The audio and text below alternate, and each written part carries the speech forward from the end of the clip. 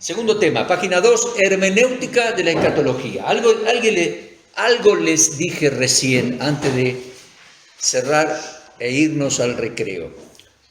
¿Cómo debo interpretar, aquí el apunte dice, cómo debo interpretar los textos proféticos? Proféticos, sí, se anuncia algo para el futuro o se promete algo. ¿Cómo lo debo interpretar? Bueno, tal cual lo dice, literalmente. Bueno, dice, al respecto, yo aconsejo, ¿podés cerrarme allí? Gracias. Al respecto, esto de interpretar, gracias, yo recomiendo leer el libro Eventos del Porvenir del Dr. Pentecost. Bueno, lo recomiendo leerlo completo, pero en cuanto a la hermenéutica, recomiendo leer los primeros 4 capítulos. Él tiene 4 capítulos marcando la importancia de la interpretación de la profecía bíblica y cómo hacerlo. Básicamente, sintéticamente, es lo que vamos a comentar ahora. Pero siempre recomiendo, en otras veces que enseñé la materia, porque muchos años la enseñé, hacía que leyeran esos 4 capítulos y me presentaran un informecito. Esta vez no, pero siempre lo recomiendo. Los primeros 4 capítulos para la hermenéutica de la profecía, y recomiendo la lectura completa del libro.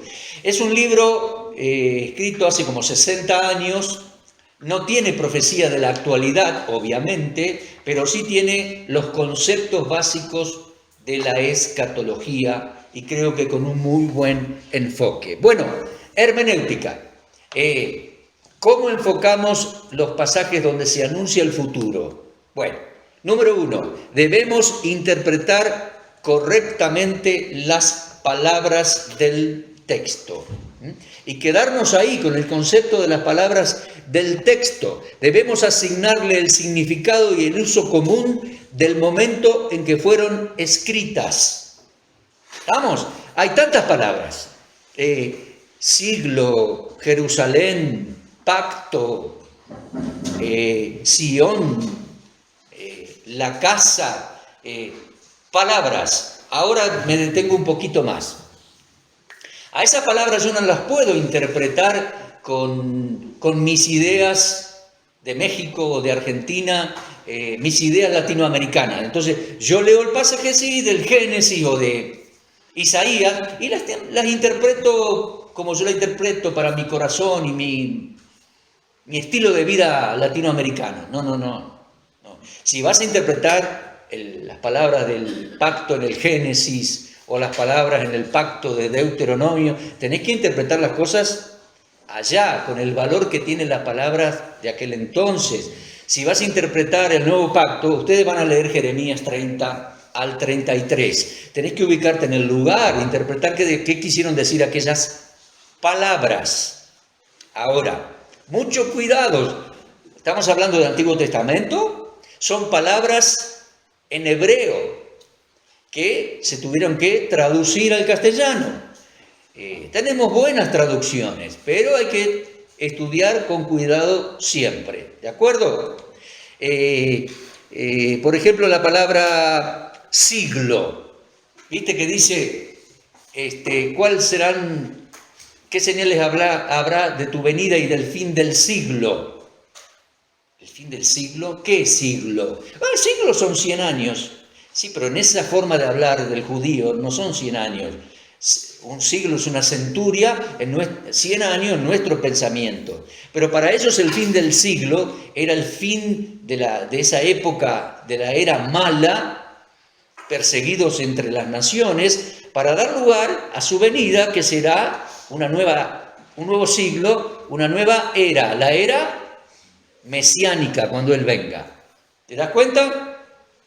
Te acordarás en Gálatas 1, Pablo habla del presente siglo malo. O sea, es el lenguaje judío. En la época, la era mala, cuando venga el Mesías, comenzará la era mesiánica. Bueno, por ejemplo, la palabra esa, la palabra Sión, o la palabra, tierra de Canaán. ¿Cuál tierra es? O la palabra Sión. Dice que el rey reinará en Sión. ¿Qué es Sión? A ver, es algo bien concreto. Es el monte Sión, Jerusalén. Es la fortaleza de Sión que David capturó en 2 Samuel 5, la hizo la ciudad de David y es la fortaleza de Sión. Es Sión. ¿Sabes qué es Sión? Sión. Claro, así de simple y de tonto que parece. Pero muchos evangélicos dicen que reinará en Sión y dice reina en mi corazón. Ponele que en tu corazón tiene que estar el Señor y ser el Señor, sí, pero que ese sea lo que dice el libro de Zacarías. Alégrate, hija de Sión, tu rey vendrá a ti, justo, salvador, humilde, montado sobre un asnito. ¿A dónde vino? ¿A mi corazón? Vino a mi corazón. Pará con el devocional. Va a reinar en Sión. Si en Zacarías 9:9 se cumplió literalmente que él vino y entró en Sión, su segunda venida para reinar dice que va a ser en Sión. ¿Por qué se cumplió literalmente y entró en Sión? Y en la segunda ya no, entró en mi corazón. No, hay evangélicos que dicen eso. Bueno, Sión es Sión. Mirá, la geografía de la Jerusalén antigua está todavía ahí, en Jerusalén. De tomarse un vuelo, así cruzás el Mediterráneo en avión y llegás a Tel Aviv, viajás de Tel Aviv a Jerusalén, 70 kilómetros, llegás ahí. Está el Monte de los Olivos, del lado de la salida del sol, el vallecito del Cedrón, el monte Moriah, el montecito del templo, y hacia el sur, el monte Sión. Sión es ahí. Y es el lugar donde David reinó, no hay vuelta que darle. Después dice Jerusalén. Bueno, Jerusalén es ahí, es Sión. ¿Desde cuándo Jerusalén se llama Jerusalén? Bueno, desde los días de Abraham y Melquisedec se llamaba Salem. Melquisedec era rey en Salem, en el mismo lugar. 1000 años después, David toma el lugar, captura la fortaleza de los,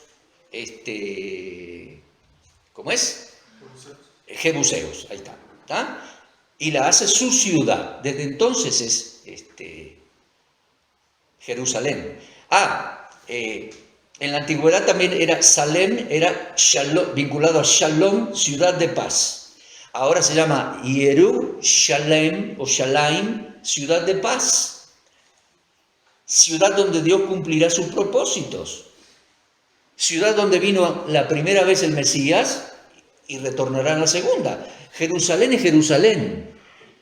¿Vas a interpretar la profecía? Si dice Jerusalén es Jerusalén. Yo he escuchado hermanos en la iglesia decir, hermanos, en esta mañana estamos aquí en Sión, en Jerusalén, para adorar al Señor. Y en la iglesia y en la cena del Señor. Que digas, como en Jerusalén adoraban, o como en Jerusalén, aquí nosotros también, esa es otra forma. Pero decir, esto es Sión, confunde a la gente. Esto es Jerusalén, confunde a la gente. Jerusalén, es Sión. Vamos. ¿Dónde nació el Señor? ¿En Belén? ¿Nació? ¿En Belén de? ¿Estuviste en la conferencia misionera? Yo les enseñé que no se debe decir. ¿Cómo? Belén de Palestina. No. La palabra Palestina, ¿cuántas veces aparece en la Biblia? Ninguna. Muy bien. Así que no tenés que decir Belén de Palestina, sino Belén de Judea. La palabra Palestina es moderna, es después de la Biblia. ¿Cuándo? Yo les expliqué, pero ya que estoy les digo, ¿cuándo se mencionó a esa tierra como tierra de Palestina por primera vez? ¿Te acordás? Siempre dice lo mismo Ferrero y nadie se acuerda. Muy bien. En el año 132 y hasta el 135, en Jerusalén estuvo el emperador romano Adriano y él romanizó Jerusalén. le cambió el nombre, le puso el nombre de Elia Capitolina, porque él se llamaba Helio Adriano. Entonces puso Elia Capitolina, la Capitolina de Helio. En la Capitolina en Roma estaban los dioses principales. Y él allá puso sus dioses y dijo, esta es la Capitolina de Helio Adriano. La romanizó, hizo construcciones romanas, colocó sus dioses, le quitó el nombre. Todo esto dio origen a una revuelta, la última revuelta de los judíos tratando de capturar Jerusalén. 132. ¿Estamos? La revuelta fue liderada por Bar Kokhba, un judío que pensaron que era el Mesías. Se levantaron en armas contra Roma, fue terrible, murieron 500.000 de judíos. Y el emperador romano trajo todas las fuerzas del imperio, los barrió, los destruyó, romanizó Jerusalén, le puso por nombre, para borrar el nombre de los judíos, le puso por nombre Elia Capitolina, y a la provincia de Judea le puso el nombre de Palestina en honor a los filisteos y para erradicar el nombre de los judíos. Así que, si estudiamos la Biblia, no debemos mencionar la palabra Palestina, no está. En Belén de Judea, ahí vamos bien. Después cuando el Señor dice en Mateo 24, por ejemplo, lo dice en 23 y después habla, dice, esta casa os es dejada desierta y no me verán más hasta el día que digáis, bendito el que viene en el nombre del Señor. ¿Qué está diciendo? Esta casa os es dejada desierta. ¿A qué se refería? ¿A cuál casa? A la casa de Dios, el templo. Desde los días de Salomón, los judíos llaman, y tu Biblia está, llaman a ese templo la casa. El Señor dijo, escrito está, debería ser la casa de mi Padre, casa de oración para las naciones, y ustedes la han hecho cueva de ladrones, casa. Si te fijas, cuando Salomón hace la dedicatoria del templo, viste que él lo construye en varios años y él hace la dedicación. Cuando hace la dedicación, él dice, que estén tus ojos abiertos sobre esta casa, día y noche, casa sobre la cual dijiste que pondrías tu nombre para siempre, etc. La casa. Entonces, cuando habla de la casa, es el templo. Es el templo. Y cuando habla y dice, no me veréis más hasta que digáis, Baruch Haba, Baruch Haba Beshem Adonai, bendito el que viene en el nombre del Señor. ¿De qué venida está hablando? Bendito el que viene. No me verán más hasta que digáis, bendito el que viene. Su segunda venida. ¿Y a dónde? A ese mismo lugar. El templo en Jerusalén. Él va a retornar ahí, está clarísimo por toda la palabra profética hebrea. Sin embargo, hay personas que creyeron que el reino era el gran reino de la reina de Gran Bretaña, la gran Inglaterra. O algunos creen que el reino es los Estados Unidos o alguna denominación importante de los Estados Unidos. O algunos creen que el reino... Hay alguna secta que piensan de que el Señor va a volver al Cusco, en Perú. Búscalo en el Google. ¿Cómo que? Él dice que va a volver ahí. No me verán más hasta que digáis, bendito el que viene. Es obvio, Él va a venir, va a regresar a Jerusalén. Ojo. Hay otra promesa que nos va a venir a buscar a nosotros, eso es otro tema. Pero Él va a regresar a Jerusalén para ser juez y para ser rey. No va a volver a Machu Picchu. ¡Qué locura! En el Cusco o donde sea. Bueno, entonces, observando las palabras, Sión, Jerusalén, casa, Belén, Nazaret, palabras. También debemos interpretar el contexto. ¿Lo lees ahí? Debemos interpretar el contexto de lo que leemos. ¿De acuerdo? sé que vos lo oíste a esto del contexto. ¿Cuántas veces lo escuchamos? Pero muchos malinterpretan esto. Hay un costadito ahí donde dice, debemos interpretar el contexto. ¿Sí? Por favor, toma tu lapicera, esta no, esta es gruesa. Toma tu lapicera y vamos a anotar 3 contextos. Mirá. Está dura esta.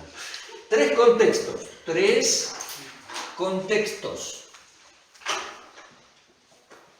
3 contextos. Sí, creo que en esto tenemos que ser más claros todavía.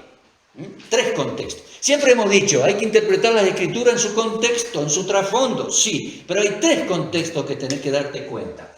Número 1, primer contexto, el libro donde aparece el párrafo que queremos estudiar, el libro. Escúchame, el libro de Éxodo no es lo mismo que leer Éxodo que leer Zacarías y leer Mateo o leer Filipenses. Tenemos que ubicarnos de entrada en qué libro estamos. ¿En qué libro estamos? Por eso te dije, cuando vas a leer Jeremías 30 al 33, fíjate dónde está Jeremías y su libro. ¿En qué libro estamos? Muchos hermanos evangélicos leen un parrafito y salen con una reflexión. Cuidado, fíjate en qué libro está. Número 1. Número 2. ¿En qué sección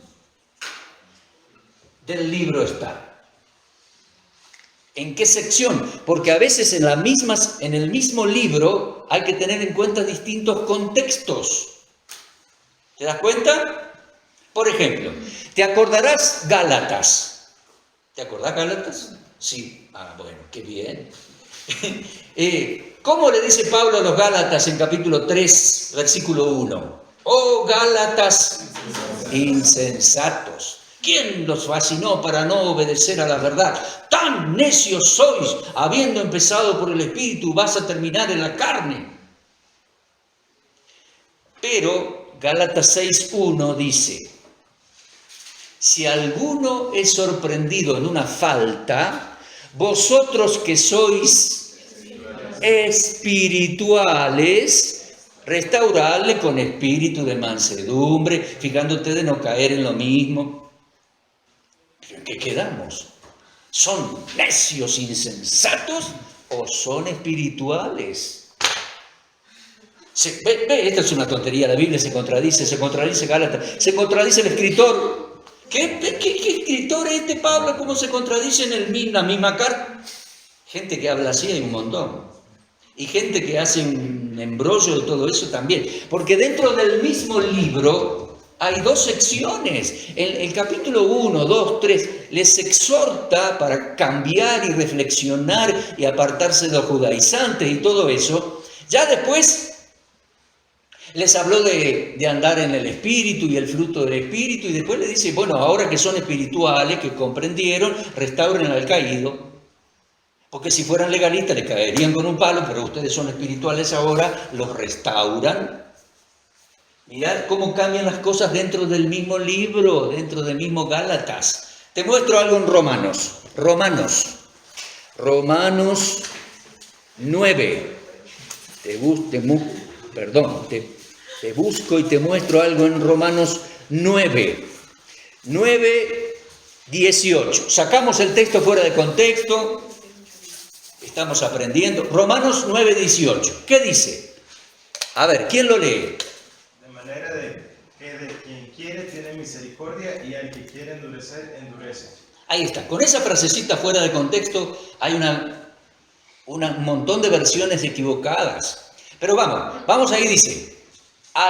Del que quiere tener misericordia, tiene misericordia. Y al que quiere reventar, me equivoqué. Pero esa es la idea. El que quiere endurecer, lo endurece. Y la saca de contexto y, salí diciendo cualquier cosa.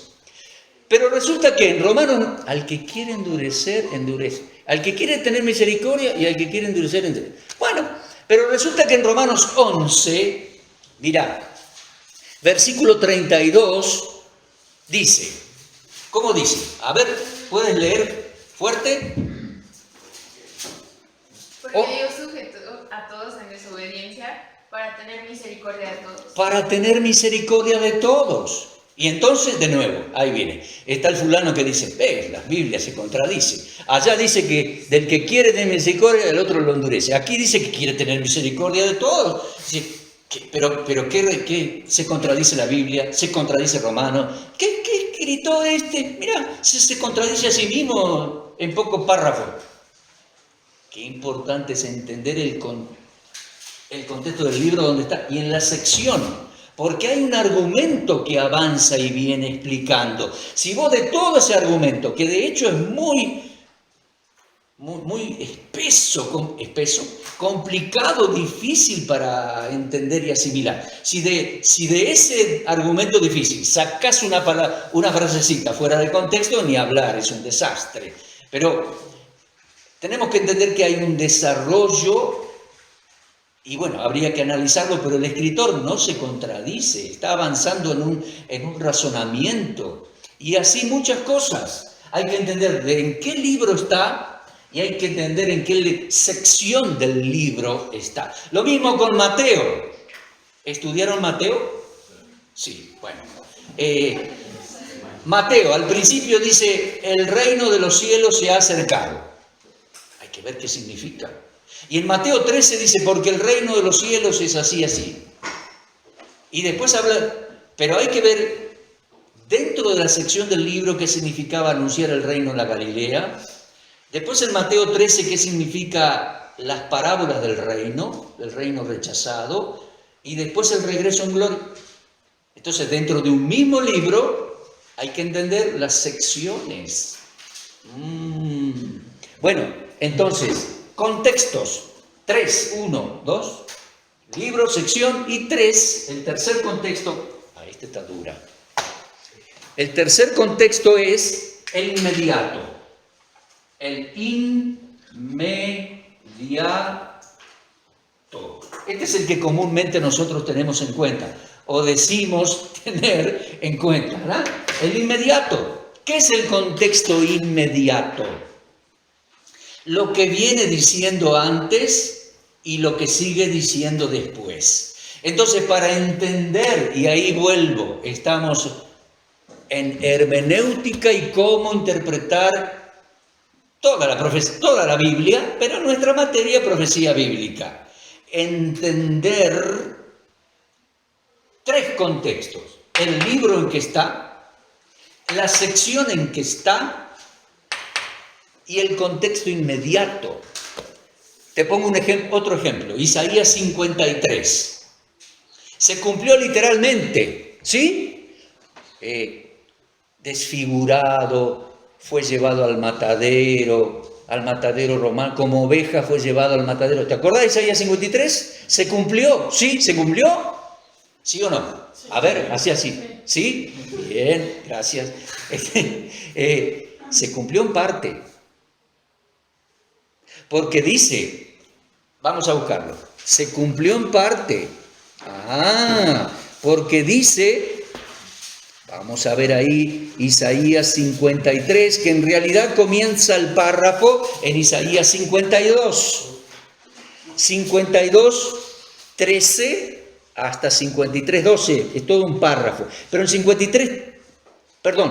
en 52, 13 dice así: he aquí mi siervo, dice Dios, será prosperado, será engrandecido, será exaltado, será puesto muy en alto. Como se asombraron de ti, será desfigurado de los hombres su parecer. Y en el 15 dice, así asombrará él a muchas naciones, reinando en gloria y poder. ¿Sí?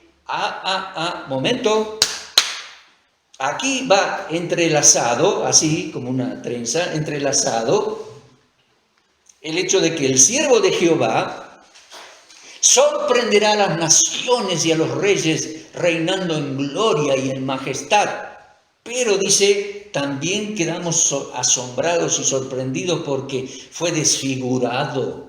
y azotado y molido por nuestros pecados y lo llevaron al matadero y puso su vida en expiación por el pecado.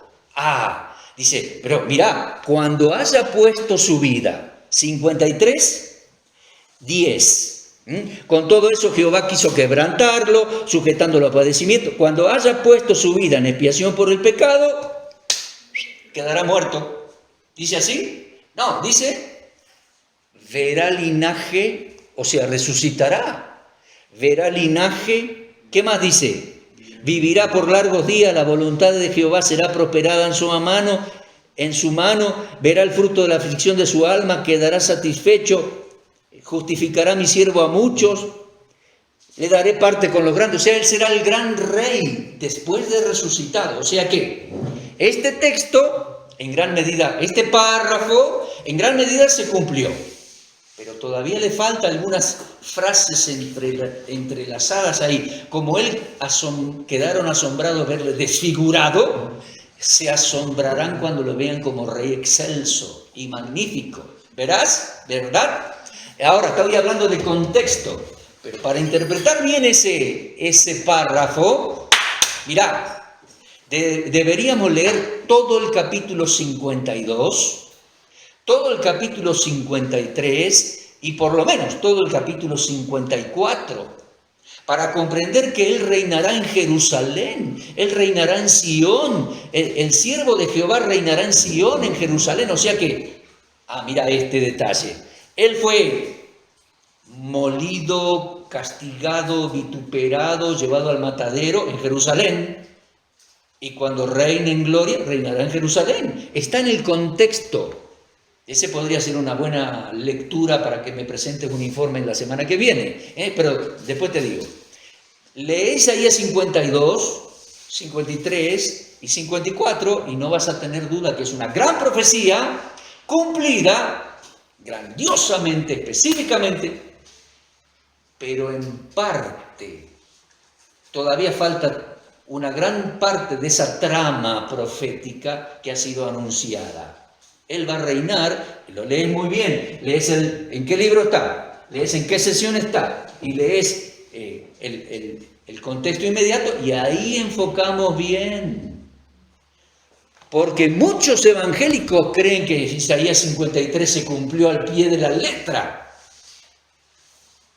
Que él murió y fue castigado y molido y crucificado en Jerusalén. Sí, pero no están viendo el resto de la profecía que dice que asombrará a reyes de la tierra cuando reine en Sion. El mismo párrafo. Entonces, para entender bien la profecía tenemos que leer y considerar el contexto, o mejor dicho, los contextos. ¿De acuerdo? Hoja 2.3, ¿qué dice? Debemos interpretar gramaticalmente, es decir, sujeto, verbo, predicado, dándole el lugar correcto a las palabras, su correcto significado, tal cual como hacemos en nuestro castellano. ¿De acuerdo? Sigo, porque quiero ser breve con esto, ustedes ya saben. Punto 4, di vuelta a la hoja, ¿sí? ¿Me seguís? Punto 4, debemos interpretar históricamente. Históricamente, leo lo que dice aquí. Vos ya lo sabés, pero mirá, debemos interpretar históricamente, es decir, estudiar el momento histórico, la geografía y a quiénes se refiere e involucra el texto. Debemos trasladarnos a aquel momento para vivir la escena y comprender sus implicaciones. Y no trasladar el texto a nuestro siglo XXI, acá, interpretarlo como nosotros interpretaríamos sus palabras según nuestro trasfondo latinoamericano. No. Vamos a entender Isaías 53. Vamos a entender Zacarías. Es si vamos allá. O sea, lo interpretamos en su lugar, geografía y momento histórico. Mira, Zacarías, como te lo dije recién, anunciaba que el Mesías iba a entrar oficialmente en Jerusalén, Zacarías 9:9. Vos te acordás, ¿no? Lo dije hace un ratito. He aquí, hija de ¿De quién? Hija de Sión, hija de Jerusalén. No dice hija de Guadalajara. ¿Que no? No dice hija de Buenos Aires. O sea, tu rey, mira la palabrita tú, dijimos gramaticalmente. Tú, rey, palabra por palabra. Tu rey, hija de Jerusalén, alegrate, dale voces de júbilo, anuncialo, salí, como la alegría, la simjá judía, la alegría y el canto y esas danzas que hacen los judíos en familia. Alégrate mucho, hija de Sión, tu rey vendrá a ti, justo, Salvador, justo es el Sadik, el justo. Salvador tiene que ver con su nombre, Yeshua. Humilde, él es el humilde que venía de la aldea del humilde, probablemente te lo explique mejor. Bet Ani es casa del humilde, él venía humilde, el rey en ropas sencillas. Eso significa, no vino vestido de rey con su corona de oro, no, venía humilde. Vendrá a ti, Salvador humilde, montado sobre un bocino. ¿Cómo se cumplió? Figurativamente, poéticamente. ¿Cómo se cumplió en Guadalajara? No se cumplió palabra por palabra y en el contexto su entrada a Jerusalén como Mesías. ¿Comprendés? Sí que lo comprendés. Ahora, en el contexto, en otros capítulos, habla de la venida del Mesías a reinar en Sión. Mira, te lo voy a mostrar ya que estoy. Zacarías. Dale, busca Zacarías. Algunos están bostezando. Hoy el primer día de clase. Todavía no llegaron algunos. Vienen bostezando por el camino. No os alarméis. Bostezad con libertad. Zacarías 2. Hace calor. Estando ahí sentadito, hace calor. Y da para bostezar. O sea, le voy a echar la culpa al calor y no a mi pesadez. Bueno. Que yo soy el pesado, hasta eso quiero decir. Zacarías 2, versículo 10. ¿Qué dice? Canta y alégrate, hija de Sión. Mire, porque aquí vengo, moraré en medio de ti, ha dicho Jehová. Parecidito el versículo, ¿no? Canta, alégrate, y seguí leyendo, dice, Jehová morará en medio de ti, será maravilloso.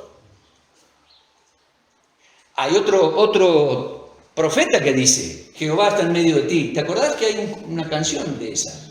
Jehová está en medio de ti, poderoso, se regocijará sobre ti con cántico, callará de amor. Lo tomamos para nosotros, tomalo para vos, sí, porque Dios te ama, yo lo tomo para mí porque está lindo, me ama y me perdona y todo eso. Pero el texto es cuando Él venga a Sión. Zacarías... Y también el otro es Sofonías. Jehová está en medio de ti. Alégrate, hija de Sión. Si fue hija de Sión y lo cumplió viniendo en un asnito, cuando vuelva de nuevo será hija de Sión, el mismo lugar. El mismo lugar. No es mi corazón, no es Guadalajara, no es Buenos Aires, no es New York Fellowship. Wow. No. Es obvio, su segunda venida es, y Jehová, cuando regrese, Jehová, ¿te acordás cristología el año pasado? El Mesías es Jehová en ser humano judío. Zacarías 14 dice, Jehová de los ejércitos bajará en el monte de los olivos, posará sus pies en el monte de los olivos. Zacarías 14:3, lo vamos a ver varias veces, no te preocupes. Y va a partir el monte de los olivos al medio, va a ser un valle, va a entrar en Jerusalén el Rey de Gloria, va a juzgar las naciones en ese valle. ¿Qué? ¿Guadalajara? No, Buenos Aires, la Fellowship, mi corazón. No, esa es Sión. Léelo, contexto, trasfondo y sobre todo, respetá lo que está escrito, no inventes, por favor, no inventes. Debemos interpretar históricamente, debemos interpretar literalmente. Bueno, creo que con estas explicaciones queda clara, al menos queda claro lo que quiero decir. Literalmente, históricamente, geográficamente. Y no es solo cuestión de geografía. Venir a Sión es la palabra profética, es la promesa hecha a David, es la promesa hecha de los patriarcas, de los profetas. Venir a Sión, la hija de David, tu rey, es el descendiente de David que va a reinar ahí. Entonces, es una cultura, es un pueblo especial, es una ciudad. Obviamente lo debemos interpretar literalmente. Debemos interpretar, paro ahí, sonó el timbre. Continuamos después del recreo y cierro la idea de esta introducción a la materia. Mañana avanzamos rapidito. 5 minutos tomamos.